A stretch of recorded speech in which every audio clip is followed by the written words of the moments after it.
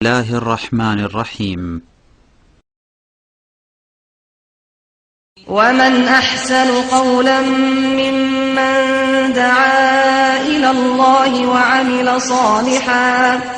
وعمل صالحا وقال إنني من المسلمين. السلام عليكم ورحمة الله وبركاته.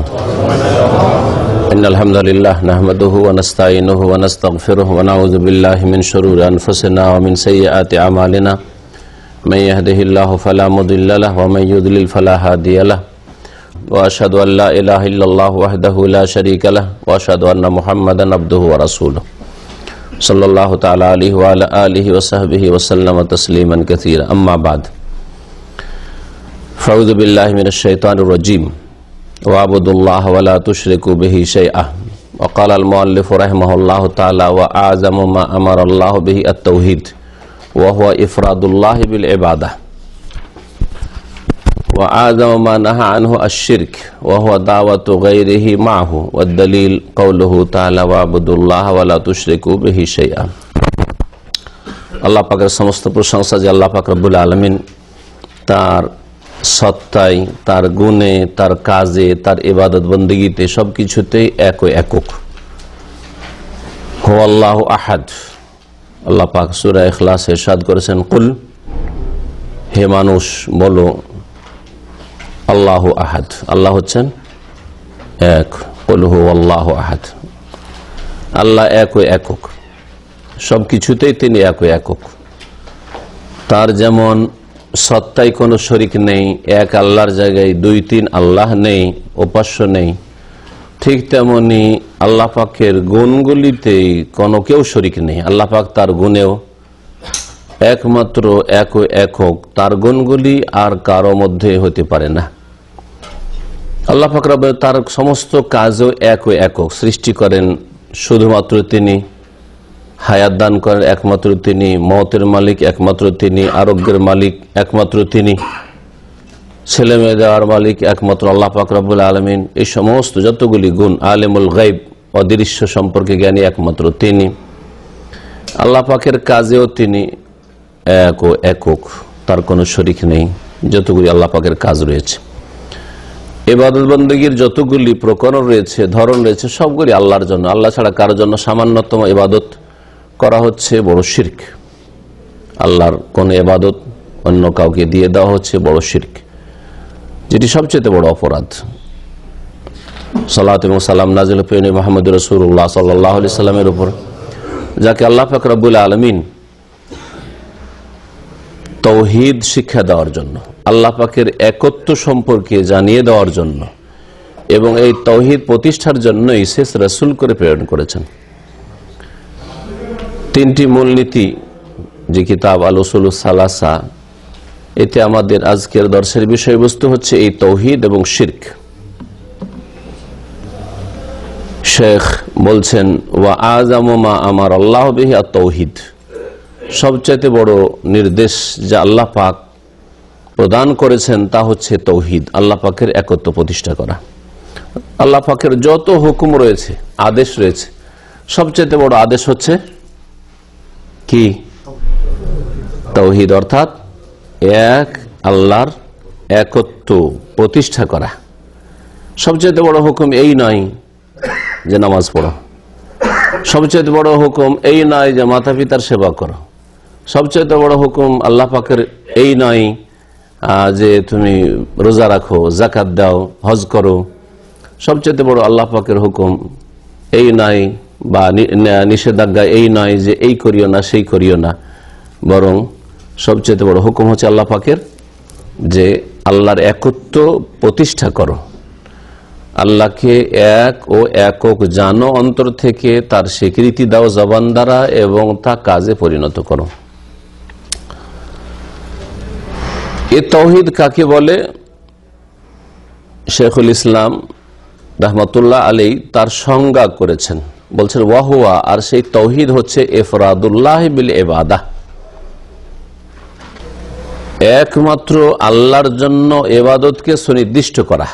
আফরাদা ইফরাদ মানে এক করা, খাস করা। ইফরাদুল্লাহ বিল ইবাদা, ইবাদত একমাত্র আল্লাহর জন্য করা, ইবাদত আল্লাহর জন্য করা, এটি হচ্ছে তৌহিদে উলুহিয়াত বা তৌহিদুল ইবাদার সংজ্ঞা। কিন্তু তৌহিদের সংজ্ঞায় এই ইবাদতের কথা উল্লেখ করেছেন শেখ। যারা তৌহিদ সম্পর্কে কিছু জ্ঞান রাখেন, এর পূর্বে কিছু পড়েছেন, তারা বিষয়টা ভালো করে সহজে বুঝতে পারবেন। তৌহিদের প্রকরণগুলি বলবো, কিন্তু তার আগে সংজ্ঞাটি এখানে স্পষ্ট করি। সেটা হচ্ছে যে তিনি বলছেন তৌহিদ কাকে বলে, তার কিসের সংজ্ঞা তিনি করছেন? তৌহিদের সংজ্ঞা করছেন না তৌহিদে উলুহিয়াতের সংজ্ঞা করছেন না, কিন্তু যেটা বলতে চাইছেন তিনি সেটা হচ্ছে কিসের সংজ্ঞা? তৌহিদের সংজ্ঞা। তৌহিদের ভাগে এখন যাননি উনি, এবং তৌহিদের ভাগ তিনি উল্লেখ করেননি। তৌহিদের সংজ্ঞায় তিনি বলছেন যে ইবাদত একমাত্র আল্লাহর জন্য খাস করা, সুনির্দিষ্ট করা, এটি হচ্ছে তৌহিদের তারিফ বা সংজ্ঞা। অথচ এটি সত্যিকার অর্থে যদি দেখা যায় তো এটা হচ্ছে তৌহিদুল ইবাদা বা তৌহিদুল উলুহিয়াতের সংজ্ঞা। তাহলে তৌহিদুল ইবাদার সংজ্ঞা দিয়ে তৌহিদের সংজ্ঞা কেন করলেন? এই জন্যই করলেন যে ইবাদতের ক্ষেত্রে, আল্লাহ পাকের ইবাদত বন্দেগীর ক্ষেত্রে যদি তৌহিদ প্রতিষ্ঠা না হয় তাহলে তৌহিদের রুবুবিয়ত কোনো কাজে আসবে না, তৌহিদুল আসমা সিফাত কোনো কাজে আসবে না। আপনার জন্য ফরজ তৌহিদের রুবুবিয়ত প্রতিষ্ঠা করা, তৌহিদুল আসমা সিফাত আপনার জন্য ফরজ, কিন্তু যদি আপনার মধ্যে এই দুটো তৌহিদ থাকে, তৌহিদের রুবুবিয়ত আছে, তৌহিদুল আসমা সিফাত আছে, কিন্তু তৌহিদে উলুহিয়াত বা তৌহিদুল ইবাদা নেই। তৌহিদুল উলুহিয়াতের অপর নাম হচ্ছে তৌহিদুল ইবাদা। তৌহিদের রুবুবিয়ত কাকে বলে? তাহলে এখন এগুলো বুঝতে হয়, তাহলে বোঝা সহজ হবে। তাহলে সংজ্ঞা বলা যাক এবং তৌহিদ কত প্রকার ও কি বলা যাক। তৌহিদ কত প্রকার? 3 প্রকার। কি কি? তৌহিদের রুবুবিয়ত, তৌহিদে উলুহিয়াত, তৌহিদুল আসমা ওয়া সিফাত। তৌহিদের রুবুবিয়তের সংজ্ঞা দেখা যাক। তৌহিদের রুবুবিয়ত হচ্ছে আল্লাহ পাক রব্বুল আলামিনের কাজে আল্লাহকে একক মনে করা। আরবিতে বলতে গেলে এভাবে বলবেন তৌহিদুল্লাহ বিআফআলিহি, আল্লাহর কাজগুলিতে আল্লাহর একত্ব প্রতিষ্ঠা করা, আল্লাহর কাজে আল্লাহর একত্ব প্রতিষ্ঠা করা, এ হচ্ছে তৌহিদের রুবুবিয়ত। রব থেকে রুবুবিয়ত শব্দটি, রব, রব মানে কি? রব মানে আল্লাহ, প্রতিপালনকারী, রব্বুল আলামিন মানে বিশ্বজাহানের প্রতিপালনকারী। তো প্রতিপালন করা এটা আল্লাহর কাজ, তিনি প্রতিপালন করেন, আর কেউ তাতে শরীক নেই। তো আল্লাহ পাকের কাজের ক্ষেত্রে তৌহিদ যেহেতু প্রতিষ্ঠা করা, এই জন্য ওইটার নাম রাখা হয়েছে কি? তৌহিদে রুবুবিয়ত।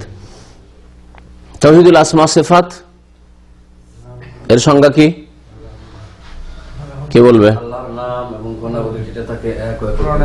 আল্লাহর নাম এবং গুণাবলীর ক্ষেত্রে আল্লাহকে একক মনে করা বা আল্লাহর একত্ব প্রতিষ্ঠা করা। অন্য ভাষা দিয়ে বলতে গেলে কোরআনে কারীমে অথবা রাসূলুল্লাহ সাল্লাল্লাহু আলাইহি হাদিসে যে আল্লাহর নামগুলি এসেছে এবং যে গুণগুলি এসেছে সেগুলিকে আল্লাহর জন্য সুনির্দিষ্ট করা, তাতে কোন রকমের বিকৃতি না ঘটানো, অস্বীকৃতি নয়, অস্বীকার না করা, হ্যাঁ, তারপরে তার ধরন নির্ণয় না করা, তার সাদৃশ্যতা পোষণ না করা যে এটা কার মতো, কেমন ইত্যাদি, এরকম কিছু না করা। এ হচ্ছে আল্লাহ পাকের নাম গুণাবলীর ক্ষেত্রে তৌহিদ। এই দুটো তৌহিদ আছে ধরেন, এখন আসল বিষয়টা বুঝতে পারবেন। দুটো তৌহিদ আছে মানে আল্লাহর কাজগুলিতে আপনি আল্লাহর সাথে কাউকে শরীক করেন না। আল্লাহ সৃষ্টি করেন, হ্যাঁ, আল্লাহ হায়াত দান করেন, আল্লাহ মদ দান করেন, আল্লাহ রোগ ভালো করেন, আল্লাহ ছেলে মেয়ে দান করেন, এগুলি আল্লাহর কাজ কিনা? এটা আপনার ঠিক আছে। আর আল্লাহর নাম গুণাবলীগুলি কোরআন হাদিসে যেগুলো আছে ওগুলো মানি, আমি ওহীতে যা আছে মানি। কিন্তু ইবাদত বন্দেগীর ক্ষেত্রে কিছু ইবাদত আপনি আল্লাহ ছাড়া অন্যকে দিয়ে দেন, তাহলে মুসলিম হওয়া যাবে? মুসলিম হওয়া যাবে না। যেমন আপনি দোয়া কিছু দোয়া আল্লাহর কাছে করেন, আর কিছু দোয়া আহ্বান ওলিকে ডাকেন, খাজা বাবাকে ডাকেন, জিলানিকে ডাকেন, ইয়া গৌস, গৌসুল আজম বলেন, অথবা গরিব নওয়াজ বলেন, হ্যাঁ, অথবা ধরেন মান্নত করার ক্ষেত্রে আল্লাহর জন্য মান্নত করেন যে আমি মসজিদে আমার এই রোগটা ভালো হলে মসজিদে দান করব আর মাজারে দান করব। বাকি তৌহিদ রুবুবিয়ত ঠিক আছে, আসমা সিফাত ঠিক আছে, আপনি মুসলিম হইতে পারবেন। আপনার এই দুই রকমের তৌহিদ থাকা আপনাকে মুসলিম বানাতেও পারলো না, আর আপনাকে জান্নাতে নিয়ে যেতে পারলো না। কারণ এই তৌহিদগুলি, তৌহিদের রুবুবিয়ত, তৌহিদুল আসমা সিফাত, মক্কার মুশরিকদের মধ্যে ছিল। রুবুবিয়ত আল্লাহর কাজে তারা শরীক করতো না, তারা এই কথা বলতো না যে আমাদের দেব দেবী লাত উজ্জা মানাত এগুলো সৃষ্টিকর্তা, হ্যাঁ, এরা খেতে দেয়, এরা হায়াত মতের মালিক, এরা রোগ ভালো করে, এসব কখনো মনে করতো না। আসমান জমিন কে সৃষ্টি করেছে ওদেরকে জিজ্ঞাসা করা হইলে এটা আপনার জবাব না, মক্কার মুশরিকরা বলতো লায়াকুলুন্নাল্লাহ, অবশ্যই অবশ্যই তারা বলতো কি যে আল্লাহ, এসব আল্লাহ করে। কিন্তু তারপরেও তারা আল্লাহ কি বলেছেন, কাফেরুন, কুল ইয়া আইয়ুহাল কাফেরুন, তারা আল্লাহ পাক মুশরিকুন বলেছে, ইন্নামাল মুশরিকুন নাজাস, এই মুশরিকগুলি নাপাক, সুতরাং এরা যেন আগামী বছর পরে আর মক্কার আশেপাশে না থাকে কেউ। এদের জন্য আল্লাহ রসুল পাঠিয়েছেন, হ্যাঁ, এদের বিরুদ্ধে বদর ওহদ হয়েছে, জেহাদ হয়েছে। তাহলে শুধু তৌহিদের রুবুবিয়ত আর আসমা সিফাত দিয়ে না নাজাত পাওয়া যাবে, না রক্তের সুরক্ষা হবে, হ্যাঁ, না মুসলিম দুনিয়াতে হইতে পারবে, না আখিরাতে জাহান্নাম থেকে পরিত্রাণ পাবে, যতক্ষণ পর্যন্ত তৌহিদুল ইবাদত না হবে। আর যত নবী রসুলকে আল্লাহ পাক পাঠিয়েছেন, আর একটা দিক মনে রাখেন, যত নবী রসুল আল্লাহ পাঠিয়েছেন কিসের দাওয়াত নিয়ে পাঠিয়েছেন, তৌহিদে উলুহিয়াতের, তৌহিদুল ইবাদার দাওয়াত নিয়ে পাঠিয়েছেন। কারণ রোগ এখানেই ছিল, সমস্ত জাতি সৃষ্টিকর্তা ওপরওয়ালাকে মনে করত, হিন্দুরাও বলে ওপরওয়ালা, কিন্তু দেবদেবীর পূজা করে, ঠিক না? ওইরকম মক্কার মুশরিকরা, নূহ আলাইহিস সালামের জাতির মুশরিকরা, আর ইব্রাহিম আলাইহিস সালামের জাতির মুশরিকরা, আর যত জাতির মুশরিকরা ছিল, সকলে আল্লাহর কাজগুলিকে মানত যে আল্লাহ এই কাজগুলি করেন, কিন্তু ইবাদত বন্দেগীর কিছু তারা তাদের দেবদেবীকে দিয়ে দিত। সুতরাং তাদেরকে আল্লাহ পাক কাফের মুশরিক বলেছেন, আর যুগে যুগে নবী রাসূল তাদের হেদায়েতের জন্য পাঠিয়েছেন। এই জন্য যেহেতু ইবাদতের তৌহিদ ছাড়া, এই তৌহিদ আল্লাহর কাছে দুনিয়াতেও গ্রহণযোগ্য না, আর আখিরাতেও নাজাত দানকারী নয়, সেই জন্য তৌহিদের সংজ্ঞা তৌহিদুল ইবাদত দিয়ে করেছেন কে? শাইখুল ইসলাম মুহাম্মদ আব্দুল্লাহ রাহমাতুল্লাহ আলাইহি। দুটো তৌহিদের সংজ্ঞা করলাম, বাকি থেকেছে কি তৌহিদুল উলুহিয়াত। হ্যাঁ, তৌহিদুল উলুহিয়া মানে তৌহিদুল ইবাদত বললাম। তৌহিদুল উলুহিয়াত বা তৌহিদুল ইবাদত সংজ্ঞা হচ্ছে বান্দার কাজে, হ্যাঁ, আল্লাহ পাকের একত্ব, তৌহিদ প্রতিষ্ঠা করা। আপনার কাজগুলি যেগুলি আল্লাহর সন্তুষ্টির জন্য, পরকালের মুক্তির জন্য দিন হিসাবে করেছেন, সেগুলি একমাত্র কার জন্য খাস করা? এক আল্লাহর জন্য। রুকু করছেন আল্লাহ নৈকট্য লাভের জন্য, সিজদা করছেন আল্লাহ নৈকট্য লাভের জন্য, দোয়া করছেন আল্লাহ নৈকট্য লাভের জন্য, তাই না? নাজাতের জন্য, মুক্তির জন্য, আল্লাহ সন্তুষ্টির জন্য। এই কাজগুলি একমাত্র কার জন্য করতে হবে? আল্লাহর জন্য। জবাই করছেন, হ্যাঁ, আল্লাহর জন্য, আল্লাহ নৈকট্য লাভের জন্য। সুতরাং এটা পীর ওলি মুর্শিদ বাবার নামে জবাই, হ্যাঁ, বাবা এই দিবে সেই দিবে, এসব যদি থাকে তো মুসলিম হতে পারে নাই। তো এই ছিল তৌহিদের তিনটি প্রকরণ, আর তারপরে সেগুলির সংজ্ঞা। আল্লাহ রাব্বুল আলামিন তৌহিদের রুবুবিয়ত মানে আল্লাহর কাজে আল্লাহ এক ও একক, আল্লাহর কাজ একমাত্র তিনি করেন। এর দলিল কোরআনে কারিমে অনেক রয়েছে। আল্লাহ পাকের কাজের ক্ষেত্রে যে আয়াতগুলি রয়েছে সবগুলি আয়াত পড়েন, এই কাজগুলি আল্লাহর, একটু গভীরভাবে চিন্তা করেন, তাহলে নিজেই দলিল আপনি কোরআন থেকে বের করতে পারবেন। যেমন সূরা জুমারে আল্লাহ পাক ইরশাদ করেছেন, আল্লাহু খালিকু কুল্লি শাই, আল্লাহ প্রত্যেক বস্তু সৃষ্টিকর্তা। আয়াত নম্বর 62। আল্লাহ পাক আরো ইরশাদ করেছেন, হাল মিন খালিকিন গায়রুল্লাহি ইয়ারযুকুকুম মিনাস সামাই ওয়াল আরদ, আল্লাহ ছাড়া কি কোন সৃষ্টিকর্তা আর রয়েছে? আল্লাহ ছাড়া কোন সৃষ্টিকর্তা তাহলে নেই। তাহলে সৃষ্টি করা একমাত্র আল্লাহর কাজ। একটা আল্লাহর কাজ জানলাম তাওহীদের ক্ষেত্রে। আর ইয়ারযুকুকুম মিনাস সামাই ওয়াল আরদ, যে আল্লাহ ছাড়াও কেউ আকাশ এবং জমিন থেকে রিজিক দিয়ে থাকে, তো রিজিক দেওয়াটাও কার কাজ?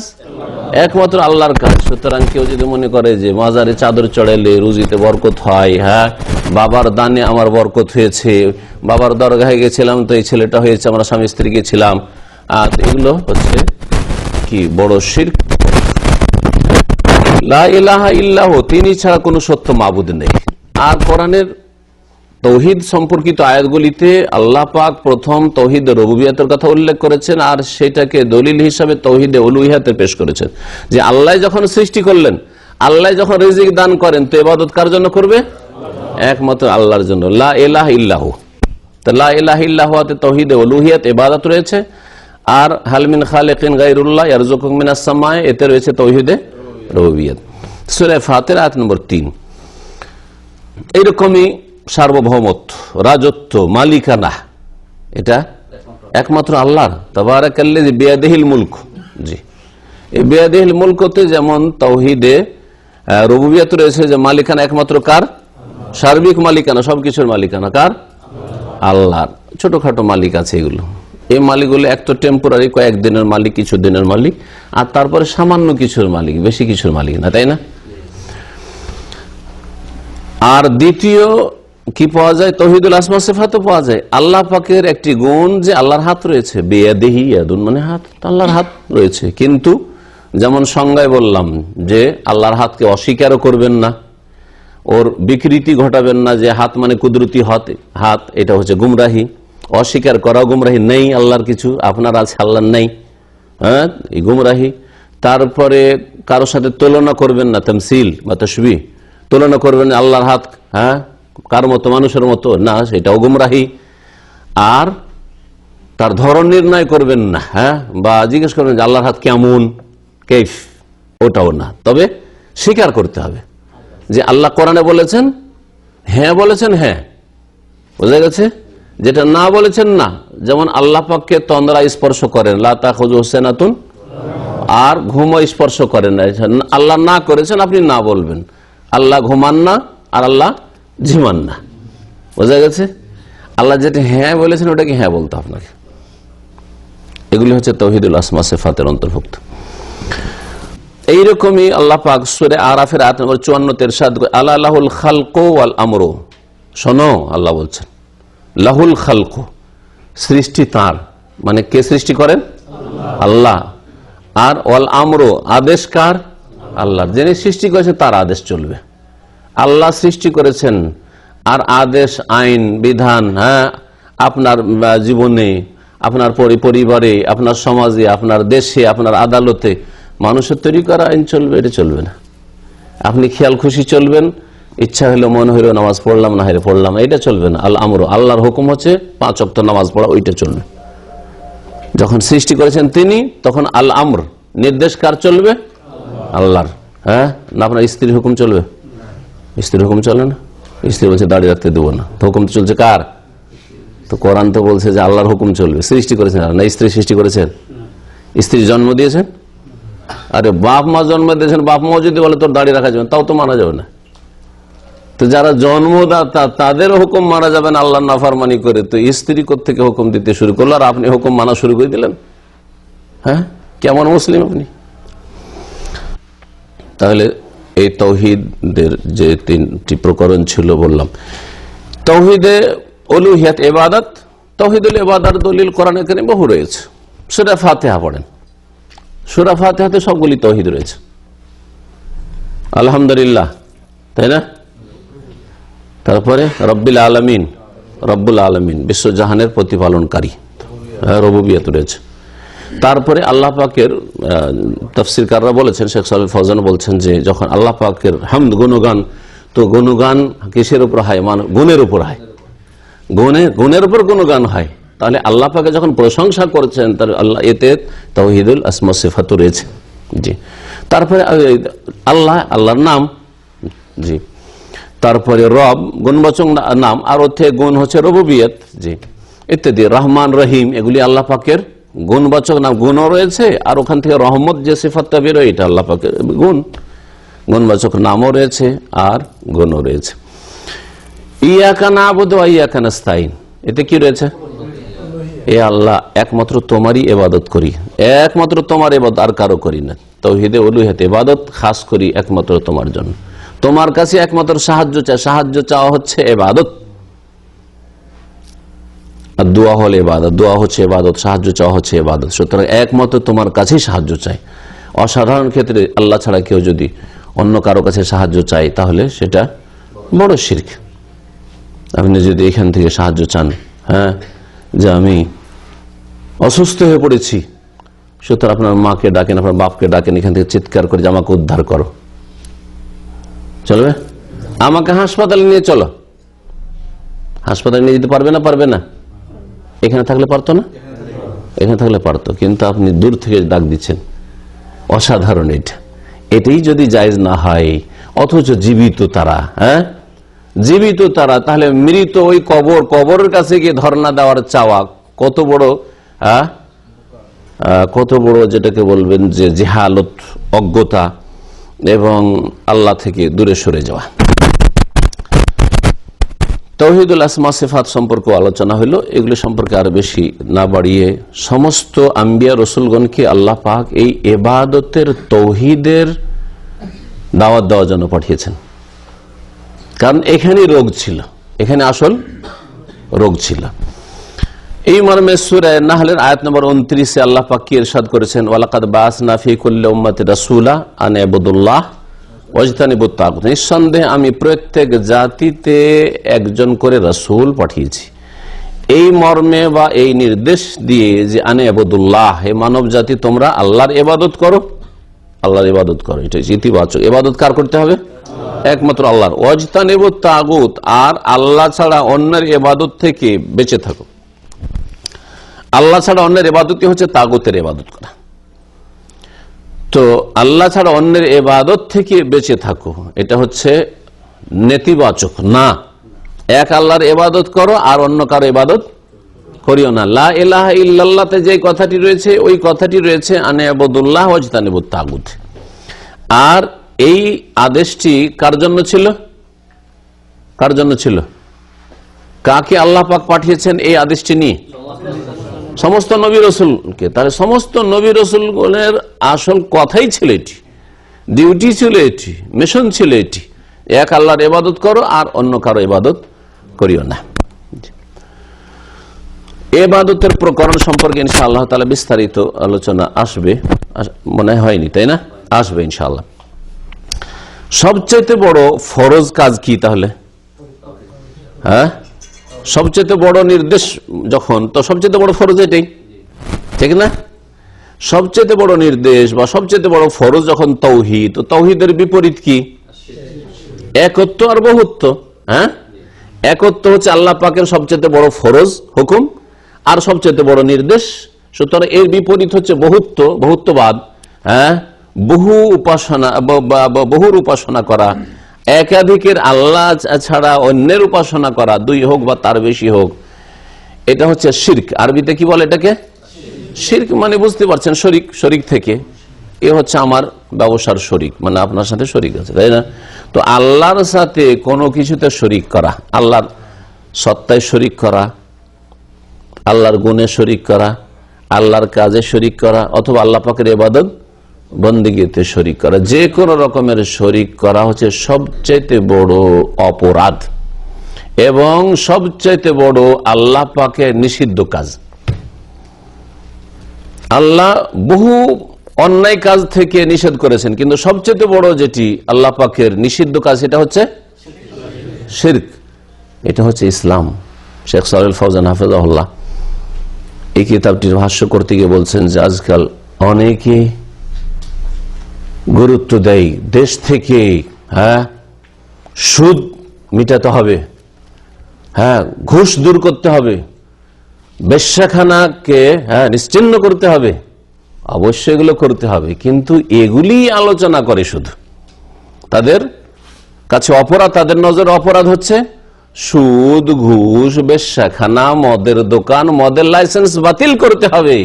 কিন্তু কখনো তাদের কাছে মুখে এটা শুনলেন না যে মাজারগুলি ভেঙে খান খান করে দিতে হবে, এই বক্তব্য শুনতে পেলেন না। তাহলে বোঝা গেল যে তাদের রাস্তায় ভুল আছে, এটা নবীর রাস্তায় নেই তারা। নবীর রাস্তায় নেই তারা। নবী করিম সাল্লাল্লাহু আলাইহি ওয়াসাল্লামের রাস্তায় প্রথম এক আল্লাহর ইবাদত প্রতিষ্ঠা করতে হবে। জি, এক আল্লাহর ইবাদত প্রতিষ্ঠা করতে হবে। আর এক আল্লাহর ইবাদত বিরোধী যতগুলি আস্তানা আছে সবগুলিকে নিশ্চিহ্ন করতে হবে, সবগুলিকে নিশ্চিহ্ন করতে, এটা হচ্ছে প্রথম ফরজ কাজ।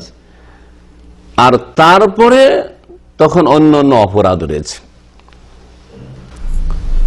সূরা ফুরকানে আল্লাহ পাক রব্বুল আলামিন 3টি গুনাহের কথা একটি আয়াতে উল্লেখ করেছেন। কি কি গুনাহগুলি রয়েছে জানা আছে? বলেন।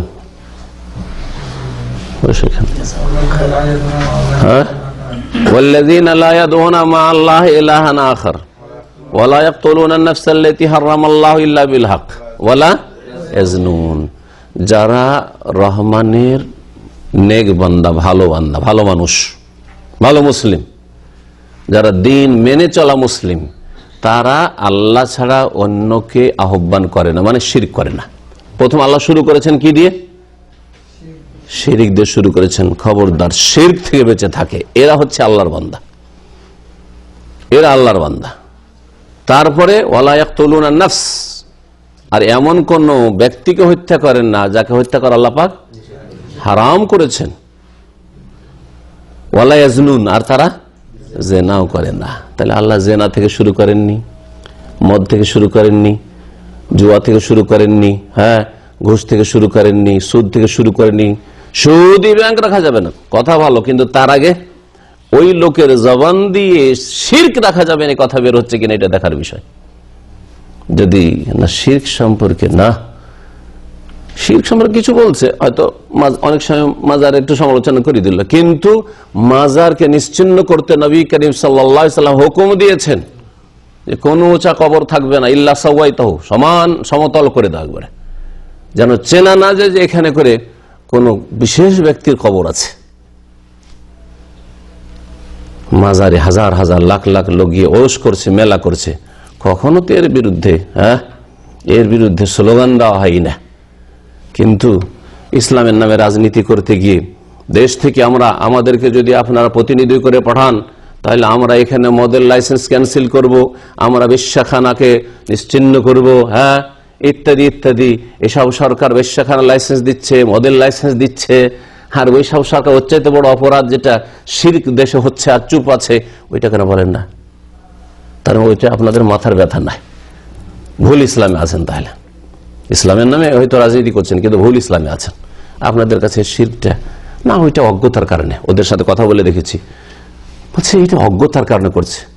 অজ্ঞতার কারণে শুধু শিরক করে, আর অজ্ঞতার কারণে মদ খায় না। হ্যাঁ, সমস্ত পাপ অজ্ঞতার কারণে করে, সমস্ত পাপই অজ্ঞতার কারণে করে। শিরকের ক্ষেত্রে অজ্ঞ বলে আপনি হালকা করে দিলেন, অথচ শিরক সবচেয়ে বড় অপরাধ। তাই লেখক বলছেন ওয়া আযামু মা নাহাল্লাহু আনহু আশ-শিরক, সবচেয়ে বড় অপরাধ যা হতে আল্লাহ পাক বারণ করেছেন, নিষেধ করেছেন, তা হচ্ছে আশ-শিরক, আল্লাহর সাথে শরীক করা। শিরক কাকে বলে? শিরকের সংজ্ঞা শেখের ভাষায় শুনেন। তিনি বলছেন ওয়া হুয়া দাওয়াতু গায়রিহি মাহু। শিরক আল্লাহ পাকের জাতে, সত্তাতে হইতে পারে, আল্লাহ পাকের সিফাতে, গুণেও হইতে পারে, আল্লাহ পাকের রুবুবিয়তে, কাজেও হইতে পারে, কিন্তু এগুলি উল্লেখ করেননি। তিনি ইবাদতের একটি বিশেষ ধরনের কথা উল্লেখ করেছেন বা প্রকরণের কথা, সেটা হচ্ছে দোয়া। কারণ অধিকাংশ মুশরিকরা যুগে যুগে আল্লাহর সাথে যারা শিরক করেছে, তারা কি করেছে? আল্লাহ ছাড়া অন্যকে আহ্বান করেছে। আল্লাহকে না ডেকে হরে রাম হরে কৃষ্ণ করেছে, আল্লাহকে না ডেকে লাত উজ্জা মানাতকে ডেকেছে, আল্লাহকে না ডেকে আল্লাহর সাথে তারা নাসর, যেমন নূহ আলাইহিস সালামের জাতিরা, ওদেরকে ডেকেছে। আল্লাহর সাথে গৌসুল আজম বলে জিলানিকে ডেকেছে, আল্লাহর সাথে গরিব নওয়াজ বলে চিশতিকে ডেকেছে। জি, এই জন্য বিষয়বস্তু হচ্ছে শিরক, আর শিরক হচ্ছে ব্যাপক। যে কোনো ক্ষেত্রে শিরক হতে পারে, যেগুলি বললাম, আল্লাহর জাতে হইতে পারে, সিফাতে হইতে পারে, কাজেও হইতে পারে, আর ইবাদত হইতে পারে। কিন্তু ইবাদতের ক্ষেত্রটি বিশেষ করে উল্লেখ করেছেন, কারণ আসল রোগ রয়েছে মানব জাতির মধ্যে, যারা মুশরিক তাদের মধ্যে কি? ইবাদতে শিরক করা, ইবাদতে শিরক করা। মক্কার মুশরিকদের যে শিরক ছিল সেটা হচ্ছে ইবাদতের শিরক, ইবাদতে শিরক। আজকালকার যারা শিরক করে তারা ইবাদতেও শিরক করে, এমনকি আল্লাহর কাজেও শিরক করে। মক্কার মুশরিকদের চাইতে কাশফুস শুবহাত যে সংশয় নিরসন বলে যে বইটি, কিতাবটি আছে, শেখ মোহাম্মদ আব্দুর রহমান তাতে বলেছেন যে আগের মুশরিকরা বর্তমান যুগের মুশরিকের চাইতে দুটো দিক দেখে ভালো উল্লেখ করেছেন। জানা আছে দুটো দিক? কে বলতে পারেন কি? তারা শুধু ইবাদতে শিরক করতো, রুবুবিয়তে শিরক করতো না, আল্লাহর কাজে শিরক করতো না। এক। দ্বিতীয়,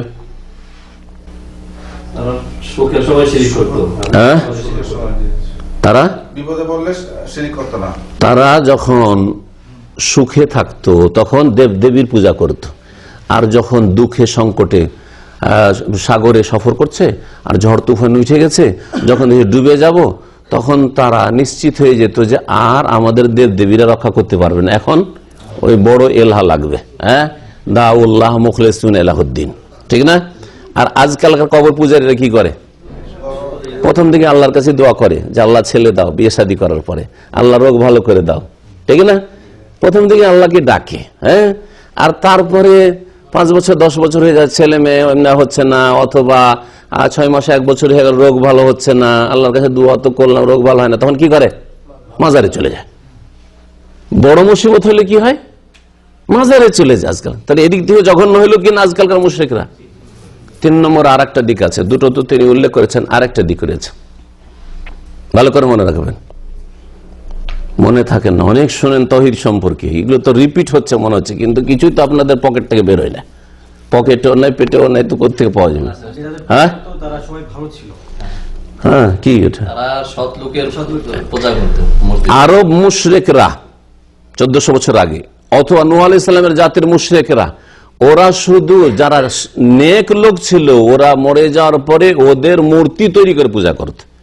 তাহলে তারা যেগুলির পূজা করত তারা কে ছিল? এসব মূর্তির পিছনে নেক লোক ছিল। নেক লোক সৎ লোকের মূর্তি পূজা করা হইতো, ওদের মূর্তি প্রতিমূর্তি তৈরি করে। পক্ষান্তরে আজকালকার জামানায় যেসব মুশরিকরা পূজা করে থাকে আল্লাহ ছাড়া অন্যের, সেগুলোর মধ্যে কিছু নেক লোক আছে, আর কিছু এমন আছে যারা জীবনে নামাজ টামাজ পড়তো না, জীবনে তারা মোছে হাত দিত না, বন জঙ্গল, জীবনে তারা গোসল করতো না, নাপাক হয়ে থাকতো, আর মাথায় চুলে জটা পড়ে থাকতো। শুনেছেন বা দেখেছেন হয়তো মস্তানগুলি যার কবর মাজারে থাকে, এইরকম ধরনের গাঁজা খায়, এরা মরে গেলে কি হয়ে যায়? এরা পীরে কামেল হয়ে যায়। ন্যাংটা উলঙ্গ থাকে, সৎ লোক ন্যাংটা থাকে নাকি? তাহলে অসৎ লোক কিনা? ন্যাংটা পীরের পূজা হয়, ঠিক কিনা? হ্যাঁ, ন্যাংটা বাবার। তারপরে আকিদার ক্ষেত্রে এরা ওয়াহাদাতুল ওজুদের আকিদা, হুলুলের আকিদা, কুফরি আকিদা এই বিশ্বাসী ছিল সব সুফি গুলো। তাহলে যাদের আকিদাই নষ্ট বরবাদ ছিল ওগুলোকে ওলিয়া উলিয়া মনে করে ওদের পূজা করা হচ্ছে, অসৎগুলির পূজা করা হচ্ছে, ঠিক কিনা? বরং এমন এমন কিছুর পূজা করা হচ্ছে যে যেখানে কোনো মানুষই দাফন করা নেই, ভুয়া কবরে পূজা হচ্ছে, শুধু ব্যবসা চালানোর জন্য, ইনকামের জন্য মাজার তৈরি করে নেওয়া হয়েছে। এই 3টি দিক দিয়ে প্রাচীন যুগের মুশরিকের চাইতে বর্তমান যুগের মুশরিকদের শিরক হচ্ছে মারাত্মক, ভালো করে মনে রাখবেন। তো সবচেয়ে বড় যে নিষেধাজ্ঞা আল্লাহ পাক রব্বুল আলামিনের, সেটা হচ্ছে আল্লাহর সাথে শরীক করিও না। এই শিরক কাকে বলে? বলছে হুয়া দাওয়াতু গায়রিহি মাহু, আল্লাহ ছাড়া অন্যকে আহ্বান করা আল্লাহর সাথে। এ না যে আল্লাহকে কখনো ডাকেন, আল্লাহকেও ডাকে, কিন্তু কি করে? গৌসকেও ডাকে, গৌসকেও ডাকে। আমি নিজের কানে শোনা, এক বেরেলভী রেজভি মসজিদে, তারপর থেকে আর বেরেলভী মসজিদে ঢুকিনি, তখন 17-18 বছর বয়স, ওই ছাত্র জীবনে বেরেলভী মসজিদে নামাজ পড়তে ঢুকেছি, আসরের নামাজ ছিল। আর তারপরে তো মোনাজাত ধরে, বুঝতে পারছেন, মোনাজাত ধরেছে। তো মোনাজাতে রব্বানা আতিনা ফিদ দুনিয়া রব্বানা যালামনা আনফুসানা, এগুলো তো আল্লাহর কাছে বললো। শেষখানে শুনতে পেলাম ইয়া গাউস আজম মাদাদে, হে মহান উদ্ধারকারী সাহায্য করো। দেখলেন না? তাহলে আল্লাহকেও ডাকে আর আল্লাহ ছাড়া অন্যকেও ডাকে, জিলানিকে ডাকে, না হয় চিস্তিকে ডাকে, না হয় অমুককে ডাকে, তমুককে ডাকে। এটাই হচ্ছে শিরক। মানে আল্লাহরও ভাগ আছে আর এদেরও ভাগ আছে, মানে আল্লাহর ভাগকে উড়িয়ে দেন, আল্লাহরও ভাগ আছে আর এদেরও ওইসব ক্ষমতায় ভাগ আছে আর ইবাদত বন্দেগীতে ভাগ আছে। সবচেয়ে বড় অপরাধ যে শিরকের দলিল বাকি, আর সবচেয়ে বড় আল্লাহর হুকুম যে তাওহীদ প্রতিষ্ঠা করা, এর বা দলিল কি? একটি আয়াতে দলিল, সূরা নিসার আয়াত নম্বর 36। এই পুরো আয়াতটিতে 10টি হকের কথা উল্লেখ করা হয়েছে, 10টি হক বা 10টি অধিকার বিশিষ্ট আয়াত, আয়াতুল হুকুকিল আশারা, মনে রাখবেন। একটি হুকুম শুধু উল্লেখ করা হচ্ছে আমাদের বিষয়ের সাথে সম্পর্কিত। আল্লাহ পাক ইরশাদ করছেন, ওয়াবুদুল্লাহ ওয়া লা তুশরিকু বিহি শাইআ, তোমরা এক আল্লাহর ইবাদত করো আর তার সাথে কোনো কিছুকে শরীক করিও না। তো আল্লাহ পাকের হুকুম শুরু হচ্ছে কি দিয়ে? এক আল্লাহর ইবাদত করো, তাওহীদ। সবচেয়ে বড় হুকুম তাহলে আল্লাহ পাকের কি? তাওহীদ, একত্ব প্রতিষ্ঠা করা।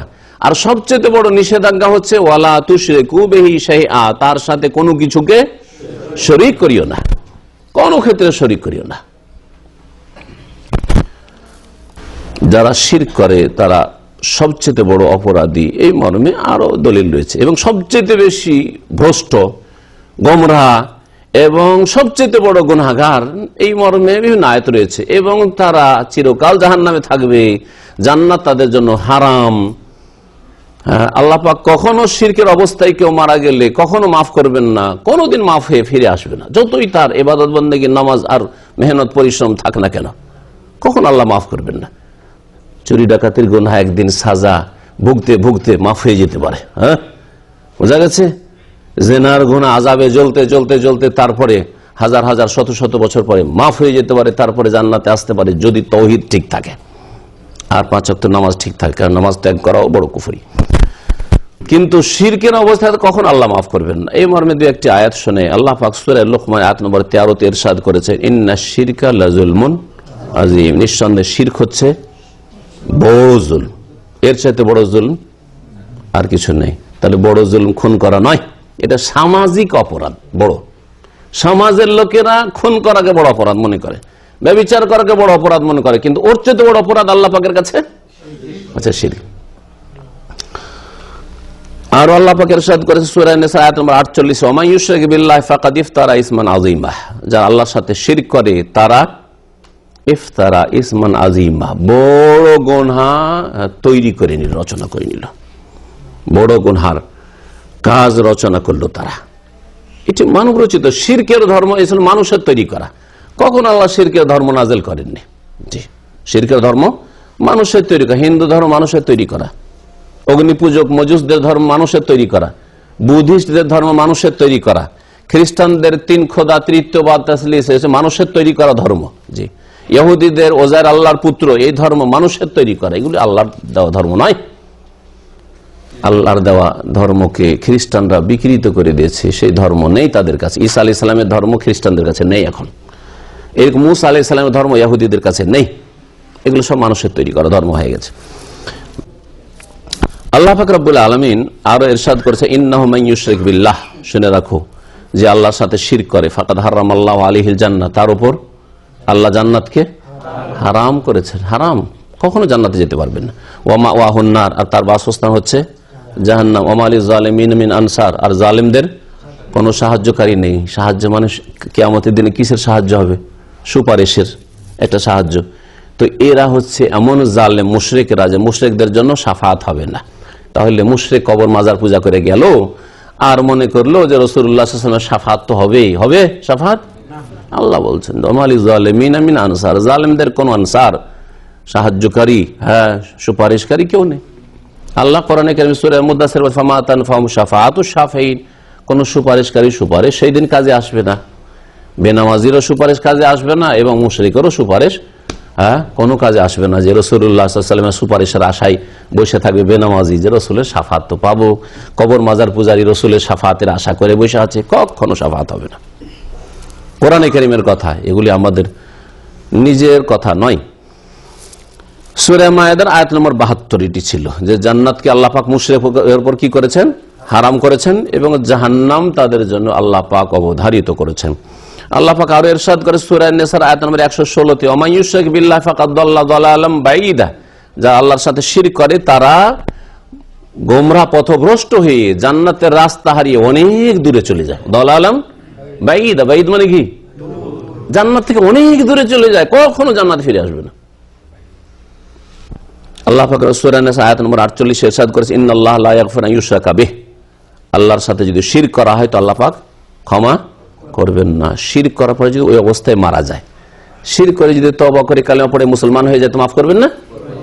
হ্যাঁ, করেছেন। সাহাবায়ে কেরামরা শিরক করেন নাই, কিন্তু তারা তওবা করেছেন, আল্লাহ মাফ করেছেন। কিন্তু আবু জাহাল, আবু লাহাব শিরকের অবস্থায় মারা যায়, আল্লাহ মাফ করেন নাই, করবেন না। শিরক করে যদি কেউ মারা যায় তো আল্লাহ মাফ করবেন না। অন্য গুনার অবস্থায় যদি মারা যায় গুনাহ করে, তো আল্লাহ ইচ্ছা করলে মাফ করবেন, ইচ্ছা করলে আযাব শাস্তি দিবেন, কিন্তু চিরকালের আযাব হবে না যদি ঈমান ভঙ্গ না করে যায়। তাহলে তো শিরকের গুনাহ আল্লাহ মাফ করবেন। ওয়ায়াগফিরু মা দুনা যালিকা লিমান ইয়াশা, আর শিরকের নিম্নের গুনাহ আল্লাহ পাক যার জন্য চাইবেন তাকে মাফ করবেন। তাহলে সকলকে যে মাফ করে এই কথা না, কোন চোরের কথা ভাবেন না যে আমার চুরির গুনাহ মাফ হয়ে যাবে, কারণ আমি তো শিরক করে নাই। হ্যাঁ, কেউ কথা ভাবেন আমি রোজা ছেড়েছি তো আল্লাহ মাফ করে দেবেন, কারণ শিরক ছাড়া অন্য গুনাহ তো আল্লাহ মাফ করে দেবেন না। লিমান ইয়াশা, যাকে আল্লাহ চাইবেন।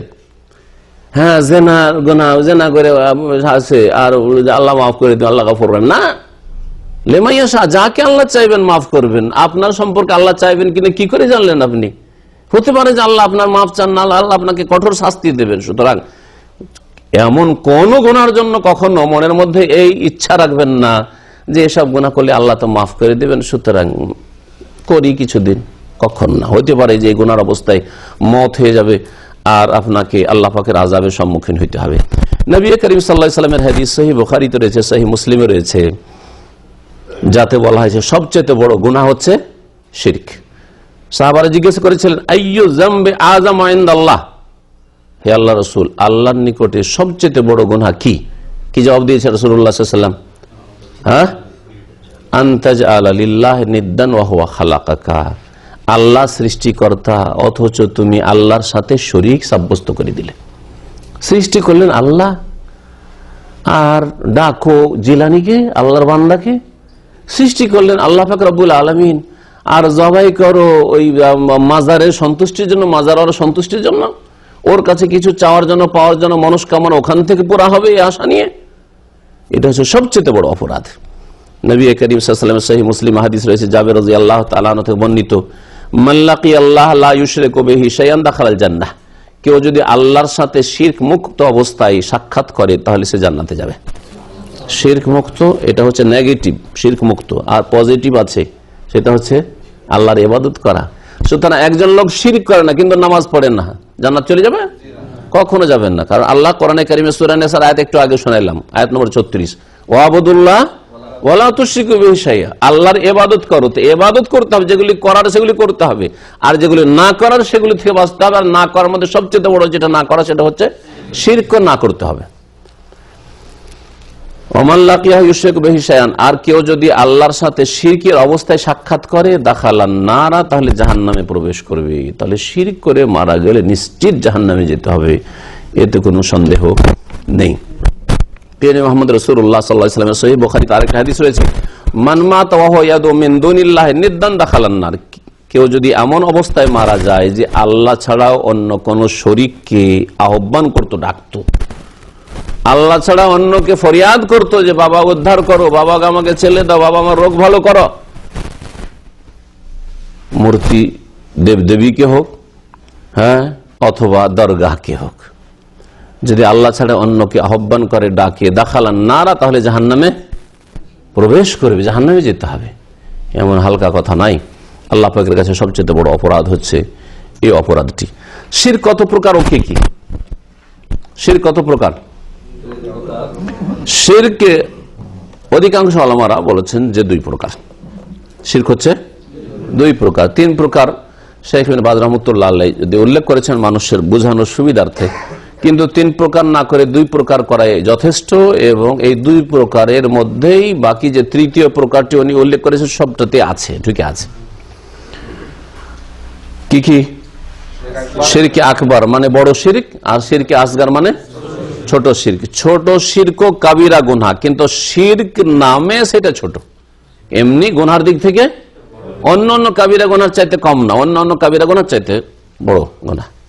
তাহলে কখনো শিরক নামের যত গুনাহ আছে সবগুলি কাবিরা গুনাহ। বোঝা গেছে?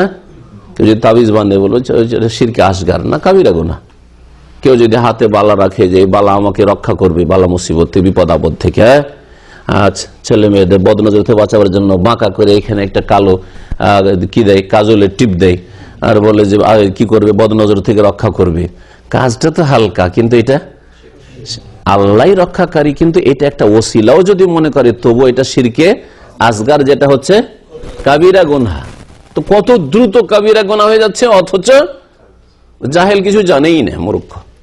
দিন থেকে দূরে থাকার কারণে বা দিনের শিক্ষা লাভ না করার কারণে বা তাওহীদের জ্ঞান না থাকার কারণে। শিরকে আকবার আল্লাহ পাক রব্বুল আলামিনের যেগুলি বললাম জাত, সিফাত, কাজ বা ইবাদতের কোনো কিছুতে শরীক করা, এ হচ্ছে আল্লাহর কিছু হক অন্যের দিকে ফিরিয়ে দাও। অন্য ভাষায় বলতে পারবেন, সেটা হচ্ছে কি? হ্যাঁ, শিরক। তো শিরকে আকবার, বড় শিরক যদি করে কেউ মারা যায় তাহলে চিরকাল জাহান্নামে থাকতে হবে। ছোট শিরক করে যদি মারা যায় তাহলে চিরকাল জাহান্নামে থাকতে হবে না। তবে অন্য অন্য কাবিরা গুনাহ, চুরি, ডাকাতি, বেঈমানি, জিনা, এগুলোতে যেমন দীর্ঘকাল জাহান্নামে থাকবে, ওইরকমই ছোট শিরকারীও দীর্ঘকাল জাহান্নামে থাকবে। তারপরে আল্লাহ পাক রব্বুল আলামিন তার রহমতে এবং তার যদি ঈমান ভঙ্গ না হয়ে থাকে তাহলে আবার জান্নাতে ফিরাবেন। শিরকে আকবার, বড় শিরক আর ছোট শিরক বললাম, তাই না? আর একটা যেটা যারা 3 প্রকার বলেছে তার আর একটা কি বলেছে? শিরকে খাফি। খাফি মানে কি? গোপনীয় বা গুপ্ত শিরক, তাই না? গুপ্ত শিরক বা লুকায়িত শিরক। এই গুপ্ত শিরকে 3 নম্বর না বলে এভাবে বলবেন যে বড় শিরকও 2 রকম রয়েছে আর ছোট শিরকও আবার 2 রকম রয়েছে। তাহলে বলবেন যে শিরক হচ্ছে প্রথম 2 প্রকার, বড় শিরক আর ছোট শিরক। তারপরে বলবেন যে বড় শিরক আবার 2 প্রকার, কি? হ্যাঁ হ্যাঁ, একটা হচ্ছে জলি আর একটা হচ্ছে খাফি। সহজ ভাষায় বোঝা, জলি মানে প্রকাশ্য আর খাফি মানে গোপনীয়। হ্যাঁ, তাহলে বড় শিরকের মধ্যে প্রকাশ্য, যেমন একটা লোককে দেখেন সরাসরি আল্লাহ ছাড়া অন্যকে ডাকছে, ইয়া গাউস মাদাদ, প্রকাশ্যে দেখতে পেলেন। প্রকাশ্যে দেখলেন যে মাজারে সিজদা করে দিল। হ্যাঁ, প্রকাশ্যে দেখলেন যে আল্লাহ ছাড়া অন্যের নামে জবাই করলো, দুর্গার নামে দরগার নামে জবাই করলো, এগুলো প্রকাশ্যে দেখতে পাচ্ছেন। তাহলে শিরকে আকবার এটা কি? জলি, প্রকাশ্য বা জাহির। আর শিরকে আকবার খাফি, গোপনীয় হয়। যেমন ভিতরে এই বিশ্বাস আছে, আপনি বাহ্যিক কোনোদিন দেখতে দেননি বা আপনার থেকে দেখতে পাইনি কেউ, কিন্তু ভিতরে আপনার বড় শিরক লুকায়িত আছে যে আল্লাহর ওলি আউলিয়া গৌস কুতুবরা এত শক্তি রাখে যে আসমান জমিনকে ধরে আছে, না হলে আল্লাহ পাক রব্বুল আসমান জমিনকে একবার তহস নশ করে দিতেন, ধ্বংস করে দিতেন। হ্যাঁ, এই শিরকি আকীদা আপনার ভিতরে লুকায়িত আছে, মগজে বা কলবে, হৃদয় লুকায়িত আছে কি আল্লাহর গৌস কুতুব কি করে আছে? আমাদের গ্রাম শহর দেশকে ধরে আছে। হ্যাঁ, অথবা সকলে যায় কবর মাজারে, আসানি আপনি জান নাই, কিন্তু আপনিও মনে করেন যে ওখানে গেলেও পাওয়া যায়, ভিতরে লুকায়িত আছে, কখনো প্রকাশ করলেন না। তাহলে এটা হলো শিরকে আকবার খাফি, লুকায়িত, ভিতরে লুকানো আছে। জীবনে আপনি বাহ্যিক শিরক করলেন না, কিন্তু আপনি মুশরিক কিনা? কারণ আপনার বিশ্বাস যে এই কাজগুলি আল্লাহ ছাড়া অন্য করতে পারে। শিরকে আসগার, ছোট শিরক, এটাও 2 ভাগে বিভক্ত, কি? জলি এবং খাফি, প্রকাশ্য।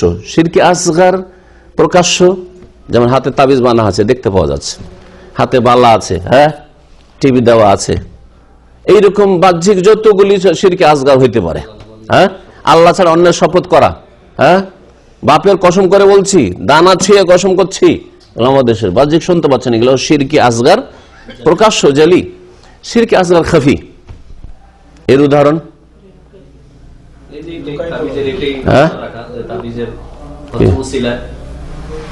অন্য দেন। নবী সাল্লাল্লাহু আলাইহি ওয়াসাল্লাম যে উদাহরণটা দিয়েছেন শিরকে আসগার, ওইটা দেন। নবী সাল্লাল্লাহু আলাইহি ওয়াসাল্লাম যখন বলেছেন আখওয়াফু মা আখাফু আলাইকুম আশ-শিরকুল আসগার, সবচেয়ে বেশি আমি ভয় করি আমার উম্মতের ছোট শিরকে, কারণ আমার উম্মত বড় শিরক হয়তো মূর্তি পূজা করবে না, কিন্তু ছোট শিরক করে ফেলবে। নবী সাল্লাল্লাহু আলাইহি ওয়াসাল্লাম কল্পনা করতে পারেননি যে এরা কবর মাজার পূজা শুরু করে দিবে, এই জন্য শিরকে আসগার ভয় করেছেন। শিরকে আসগার যখন জিজ্ঞাসা করা হলো যে সেটা কি ইয়া রাসূলুল্লাহ, তখন বলে কি বলেছেন? রিয়া, ইয়াসিরু রিয়া, ফুল রিয়া না, রিয়া লোক দেখানো, রিয়া মানে কি রা থেকে রা, হ্যাঁ দেখানো। তো দেখানো দুই রকম, আবার দেখানো বড় শিরক হইতে পারে, ছোট শিরক হইতে পারে। পুরোপুরি দেখানোর যদি উদ্দেশ্য থাকে তো বড় শিরক, আর যদি আংশিক সামান্য কিছু দেখানো নিয়ত থাকে তাহলে এটা হচ্ছে শিরকে আসগার। আপনি শ্বশুর বাড়ি গিয়েছেন, বেনামাজি লোক, নামাজ তো পড়তেন না, কিন্তু শ্বশুর তো মুসল্লি, নামাজ পড়তে হবে, নাহলে অসন্তুষ্ট হয়ে যাবে, মেয়ে কেড়েও নিতে পারে, আর খুব স্ত্রীকে ভালোবাসে, হ্যাঁ। অথবা নতুন জামাই বিয়ে করতে গেছে, বিয়ের দিন যদি নামাজ না পড়ে, জীবনে নামাজ পড়েনি। আমাদের দেশে বেনামাজিরা কি করে, যখন নামাজ শুরু হয় তখন আম বাগানের দিকে নেমে যায়, না হলে বাইরে একটু ঘুরতে ফিরতে চলে যায়, বিড়ি সিগারেট খেতে চলে যায়, করে না? কিন্তু শ্বশুর বাড়ি গিয়ে ওই কাজ করছেন না, কারণ আজকে বিয়ে করতে এসেছে, আর আজকে যদি নামাজের সময় মসজিদ থেকে বেরিয়ে চলে যায় একটা সিগারেট ধরিয়ে বা বাগানে দিয়ে ঘুরতে ফিরতে, তাহলে আজকে হয়তো মেয়ে কেড়ে রেখে দিবে, আর দিবেই না আমাকে, ঠিক না? তখন কি করলেন? নামাজ পড়লেন আপনি, আসলে নামাজ টোটালি পড়তেন না। অথবা সৌদি আরব এসছেন, দেশের কফিল মাশাআল্লাহ মুতাওয়াদিনদার, নামাজ না পড়লে আমার ভাত নেই, এক্সিট লেগে যাবে, সেজন্য নামাজ পড়া শুরু করেছেন। তাহলে এই নামাজটা ফুল দেখানো, হাফ দেখানো না, কি পুরো আল্লাহ ছাড়া অন্যকে দেখানো উদ্দেশ্য, শ্বশুরকে দেখানো, বাপকে দেখানো, হ্যাঁ, অথবা কফিল মালিককে দেখানো, এটা হচ্ছে ছোট শিরক না বড় শিরক? বড় শিরক। আপনার ভিতরে আছে, নামাজ তো বাহ্যিক আপনি পড়লেন, কিন্তু ভিতরে কি আছে?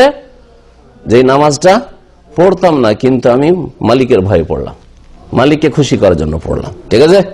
এটা হচ্ছে বড় শিরক, এটা ছোট শিরক নয়। তাহলে রিয়া লোক দেখানো ছোট শিরক সব সময় নয়, এই অবস্থাগুলিতে বড় শিরক। দান খেরাত মোটেই করতেন না আপনি।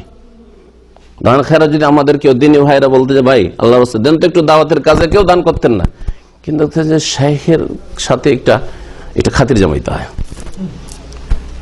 শাইখের সামনে একটা বড় অঙ্কে এনে দিয়ে দিলেন, একটু এইটা দিয়ে দাওয়াতের কাজ করেন আপনারা, আসলে দান করতেন না। তাহলে কি করলেন আপনি? বড় শিরক করলেন আপনি, বোঝা গেছে? আর ছোট শিরক কোনটা হবে? নামাজের ক্ষেত্রে বা ইবাদত বন্দেগীর ক্ষেত্রে ইয়াসিরুর রিয়া, মানে হালকা দেখানো। হালকা দেখানো কোনটা?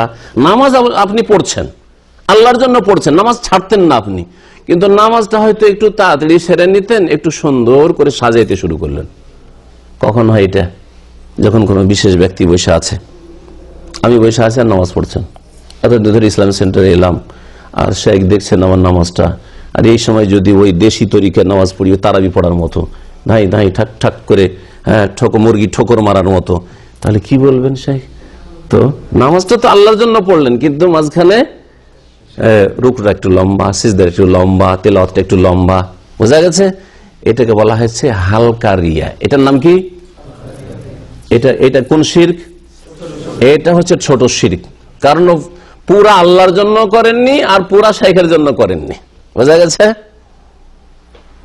এইরকমই যদি আপনি দান করতেন, কিন্তু দেখছেন যে এখানে দানটা করলে একটা, আমার দেশে আবার ওয়াজ মাহফিলে লম্বা দোয়া পাওয়া যায় দান করলে, কথা বোঝা গেছে? লম্বা দোয়া পাওয়া যায় এখানে। তারপরে এইখানে দান করতেন আপনি, কিন্তু এখানে দানটা করে দিই, এই জায়গায় দানটা করলে হবে কি, এলাকার সব অঞ্চলে সমস্ত লোকেরা আছে, হ্যাঁ, এরা একটু দেখুক, জানুক যে আমি দান করলাম। তাহলে দান, আসল দানটা আল্লাহর জন্য, কিন্তু মাঝখানে একটু সুনাম খ্যাতি নিতে চান এলাকাবাসীর কাছে, কারণ আগামীতে হয়তো ইলেকশনে চেয়ারম্যান হইতে চান আপনি, লোকেরা চেনো যে 50,000 টাকা দিয়েছে মসজিদে, জি। তো এটা হচ্ছে শিরকে আসগার। তো বলছিলাম যে একটি কথা, যে রিয়াকারী, লোক দেখানো বা লোককে শোনানো কাজ বড় শিরক হইতে পারে আর ছোট শিরক হইতে পারে। আর শিরকের প্রকরণটা আজকের ভালো করে মনে রাখবেন, শিরক কয় ভাগে বিভক্ত? 2 ভাগে বিভক্ত, বড় শিরক এবং ছোট শিরক। আবার বড় শিরক 2 ভাগে ভাগ করা যেতে পারে, ছোট শিরকও 2 ভাগে ভাগ করা যেতে পারে। এখানে আজকের আলোচনা শেষ করছি। আল্লাহ পাক রব্বুল আলামিন সমস্ত রকমের শিরক থেকে, শিরকি কথা, কাজ, আকীদা থেকে বেঁচে থাকার জন্য তৌফিক দান করেন। আল্লাহ পাক তার তৌহিদ প্রতিষ্ঠার জন্য তৌফিক দান করেন। আল্লাহ পাক রব্বুল দুনিয়ার বালা মুসিবত থেকে আল্লাহ পাক যেন হেফাজতে রাখেন। আল্লাহ পাক রব্বুল আলামিন জান্নাতুল ফিরদৌস যেন দান করেন। জাহান্নামের আযাব থেকে আল্লাহ পাক যেন নাজাত দান করেন। সুবহান রাব্বিকা রাব্বিল ইজ্জাতি আম্মা ইয়াসিফুন ওয়া সালামুন আলাল মুরসালিন ওয়ালহামদুলিল্লাহি রাব্বিল আলামিন। সুবহানাকা আল্লাহুম্মা আশহাদু আল্লা ইলাহা ইল্লা আনতা আস্তাগফিরুকা ওয়া আতুবু ইলাইক। কি প্রশ্ন? একজন জানতে চেয়েছে উনি নামাজ পড়ার সময় দুনিয়াবি কথাবার্তা আমার মনে চলে আসে, এখন কিভাবে এটা অনেক চেষ্টা করে। নামাজ পড়ার সময় দুনিয়ার কথা মনে চলে আসে বলে এক বোন জিজ্ঞেস করেছেন অনলাইনে। সবারই আসে, কারো কম আসে, কারো বেশি আসে। আর বর্তমান যুগে, ফিতনার যুগে, এটা হচ্ছে সবচেয়ে বড় রোগ মুসল্লিদের। আজকাল পয়সার ফিতনা, ঠিক না? চাকরির ফিতনা, হ্যাঁ, তারপরে গাড়ি বাড়ি নারীর ফিতনা, দুনিয়া ডানে বামে দুনিয়া, এমন ভাবে দুনিয়ার ধন সম্পদ আর দুনিয়ার লোভ লালসার স্রোত প্রবাহিত আছে যে এর মাঝখানে নামাজ পড়তে গিয়ে ফুল মুক্ত হইতে পারি না দুনিয়া থেকে, যার ফলে দুনিয়ার কিছু কথা চলে আসে। আর শয়তান, জিন শয়তান লেগে আছে।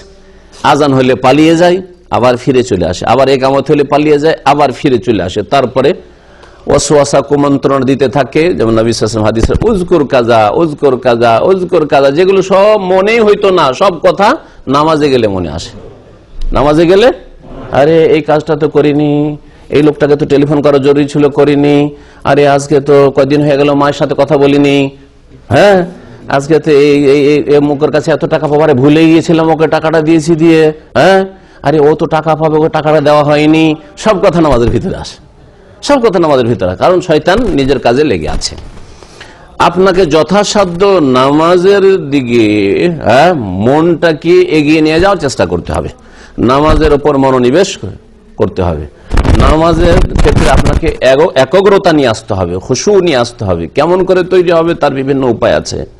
তার মধ্যে দুনিয়ার কাজ কর্ম মুক্ত হয়ে যখন মসজিদে ঢুকবেন অথবা যায় নামাজে মুসাল্লায় দাঁড়াবেন, তখন দুনিয়ার সমস্ত কিছু থেকে একবারে মগজকে, হ্যাঁ, আর হৃদয়কে মুক্ত করে নামাজে দাঁড়ায়। এখন আল্লাহর সাথে আমি কথা বলছি, দুনিয়ার কোনো সম্পর্ক নেই, চেষ্টা করবেন এটা। এক। 2 নম্বর কথা, যে আপনি যে দুয়া সূরাগুলি তাসবিহ তাহলিল পড়ছেন নামাজের ভিতরে, সবগুলির অর্থ বুঝে এই অর্থগুলির মধ্যে আপনি নিজেকে ডুবিয়ে দেওয়ার চেষ্টা করবেন। আপনি যেন ডুবে আছেন ওর মধ্যে। সুবহান রাব্বিয়াল আযীম, আপনি আল্লাহকে রব বলছেন, আজিম বলছেন, তাসবিহ করছেন, হ্যাঁ, ইয়াকা নাবুদু ওয়া ইয়াকা নাস্তাঈন, হ্যাঁ, চোখ বন্ধ করা না, ইবাদত বন্দেগীতে চোখ বন্ধ করে না, কিন্তু চোখ বন্ধ করা ছাড়াও অন্তরকে দুনিয়া থেকে একবারে সংকুচিত করে নিয়ে এসে একবার নামাজের ভিতরে ঢুকিয়ে দেওয়ার জন্য সচেষ্ট হওয়া। অর্থ বোঝা জরুরি। অধিকাংশ লোক অর্থ বুঝেন না, দুয়া সূরা অর্থ বুঝেন না, যার ফলে খুশি হয় না, দুনিয়ার কথা মনে পড়ে। কারণ যা আপনি পড়ছেন তাতে কোনো স্বাদ পান না, স্বাদ না পেলে অন্যদিকে মন যাবে না, যাবে না? আরে ভাত খাচ্ছেন, স্বাদ পাচ্ছেন না, তো অন্য খাবারের দিকে খেয়াল যাবে কি যাবে না? অন্য কিছু যদি হইতো তো ওই রকম হয়েছে আজকালকার নামাজিদের অবস্থা। নামাজ পড়ছেন, নামাজে তো স্বাদ পান না। তারপরে নামাজে খুশু পয়দা করার জন্য গুনাহ মুক্ত হইতে হবে। গুনাহ করতে আছেন, ফিল্ম দেখতে আছেন, ফেসবুক নিয়ে ঘাটতে আছেন, আর মহিলার ছবি দেখতে আছেন, ওই করতে করতে, অথবা আমোদ ফুর্তি করতে আছেন কোনো মহিলার সাথে, ভাবির সাথে, শালির সাথে, আর তারপরে তখন উজু করে ফট করে নামাজ পড়তে চলে আসেন। হয়তো মগজে ওই শয়তান নিয়ে কথাগুলো ঢুকে আছে। কি করে নামাজে খুশু পয়দা হবে? হারাম থেকে মুক্ত হওয়ার চেষ্টা করতে হবে, হালাল খেতে হবে। হারাম খেয়ে এসে নামাজে মন লাগবে না, হালাল খাওয়ার চেষ্টা করতে হবে। এইরকম অনেকগুলো উপায় আছে। তো যথাসাধ্য আপনি ফাত্তাকুল্লাহ মাস্তাতাতু, আল্লাহকে ভয় করেন, গুনাহ থেকে বাঁচেন, এবং নামাজের ভিতরে আপনি স্মরণ রাখবেন যে এটি হচ্ছে আমার হয়তো শেষ নামাজ, মওত আমার কাছে, এক্ষুনি মওত আসতে পারে, এটি হচ্ছে আমার বিদায় নামাজ হইতে পারে। কান্না সলাতু মুআদ্দা, বিদায় নামাজ, হয়তো আর এরপরে নামাজের সুযোগ পাবো না। আল্লাহ পাক রব্বুল আলামিনের কাছে যা চাওয়ার এই সময় চেয়ে নি দুনিয়া আখিরাতের। এইভাবে নামাজে খুশু বা একাগ্রতা পয়দা করার চেষ্টা করতে হবে। জি, খালাস।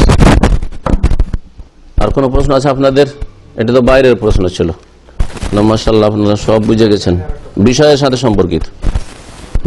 সম্পর্কিত প্রশ্ন, তাওহীদ সম্পর্কে, শিরক সম্পর্কে। আর কোনো প্রশ্ন আছে? তাওহীদ কত প্রকার ও কি কি?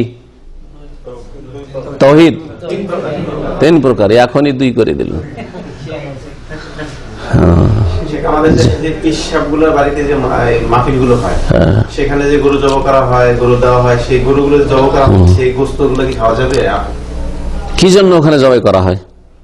অনেকে মান্যত করে যে আমরা ওই পীরের বাড়িতে গরু দেব, দেখা যায় নিশ্চয় মনে করে যে পীরের বাড়ি গরু দিলে বেশি সওয়াব হবে, তাই না?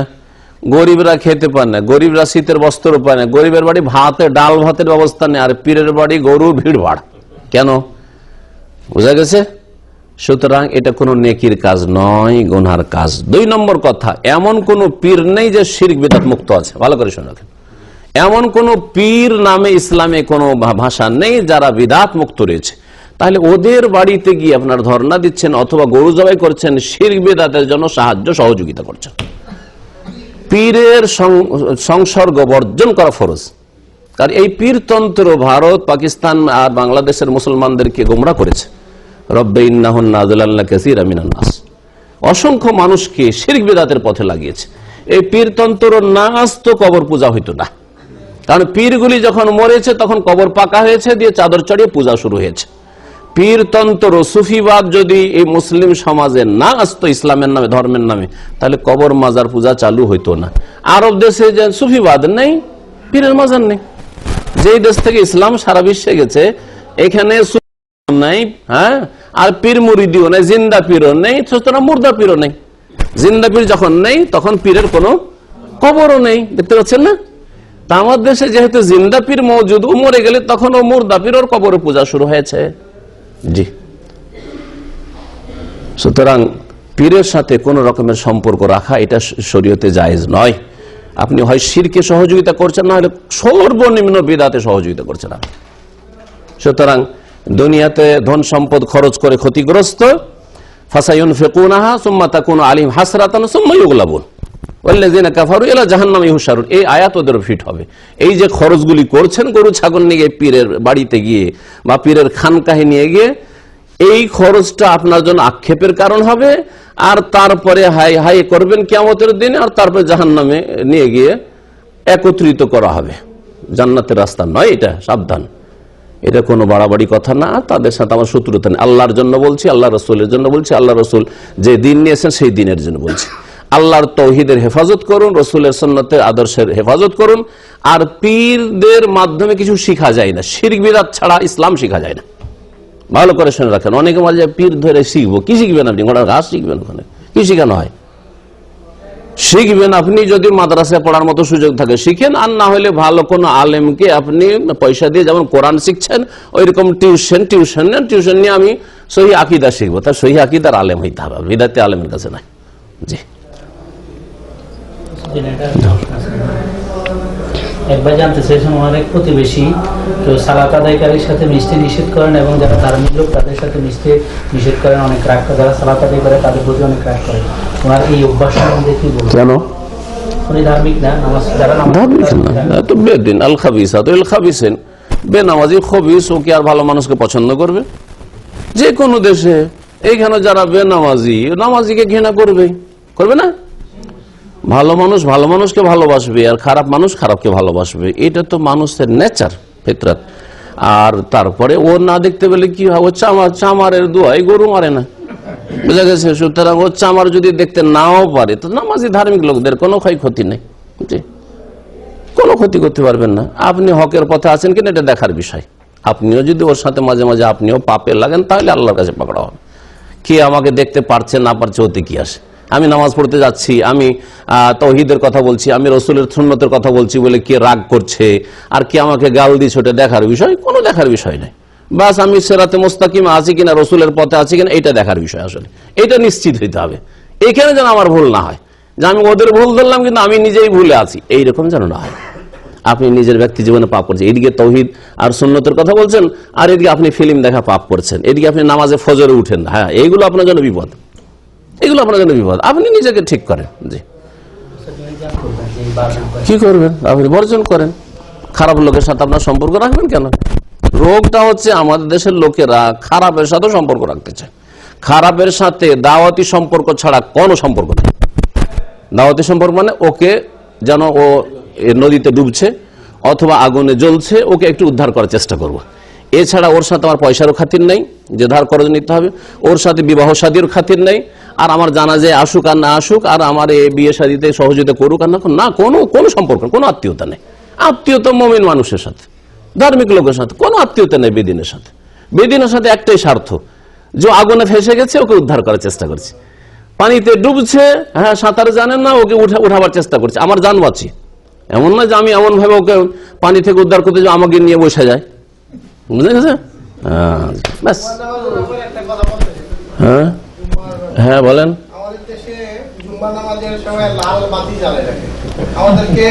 জুমার নামাজের দিনে লাল বাতি জ্বালিয়ে রাখে, আর ওই সময় নামাজ পড়া যাবে না।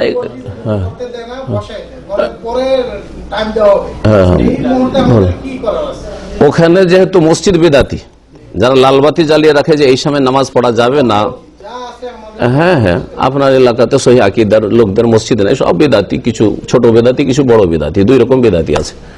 তো কথা হচ্ছে যে ওরা ওই বিদাতগুলি করে, যদি আশেপাশে ওই রকম সহি আকীদার মসজিদ পান তো ওখানে জমা পড়তে চলে যাবেন, আর না হইলে ওই সময় ধৈর্য ধারণ করবেন, করার কি আছে, কারণ মালিকানা আপনার ওখানে চলছে না। কিছু লোক তৈরি করেন, ওখানে যখন লোক তৈরি হয়ে যাবে তখন ওদের এই বিদাতি বাতি নিমিয়ে দিবেন, বুঝা গেছে? হ্যাঁ, লোক নেই আপনার কাছে, একাই তো গায়ের জোরে কিছু করা যাবে না। এমন কোন সময় না যে তাহিয়াতুল মসজিদ পড়া নিষেধ আছে, মসজিদে ঢুকে 2 রাকাত নামাজ পড়ে বসবেন। এই বিদাতিরা মসজিদে নামাজ পড়তে দেয় ঢুকে তাহিয়াতুল মসজিদ, রাসূলের নাফরমানি করে না, কোন কাবলাল জুমার নামাজ নেই। আর এটা আল্লাহ পাকের মায়ের তাদের উপর, তাহিয়াতুল মসজিদের সুন্নত পালন করে না আর কাবলাল জুমার বিদাত করে। আর মাঝে মাঝে আমি বলি যে যারা একটা সুন্নত ছাড়বে আর একটা বিদাতের গজব তাদের উপর পড়বে, সুন্নতকে মারবে, বিদাত জিন্দা করবে, বুঝা গেছে? তো তাহিয়াতুল মসজিদের সুন্নতকে এরা মেরে দিয়েছে, সেই জন্য কাবলাল জুমার বিদাতকে এরা জীবিত করেছে। রফেদান সুন্নাত করিয়েন না, বললাম যে লোক তৈরি করেন, 50টা লোক যখন মসজিদে তৈরি হয়ে যাবে তখন আপনি তো রফেদান করবেন, কিচ্ছু বলবেন না, কিন্তু 50টা লোক তৈরি করার মতো মেহনত করতে সব পড়া যাবে। নবী সাল্লাল্লাহু আলাইহি ওয়াসাল্লাম খুদ অবস্থায় নামাজ পড়ে, বুখারীতে আছে।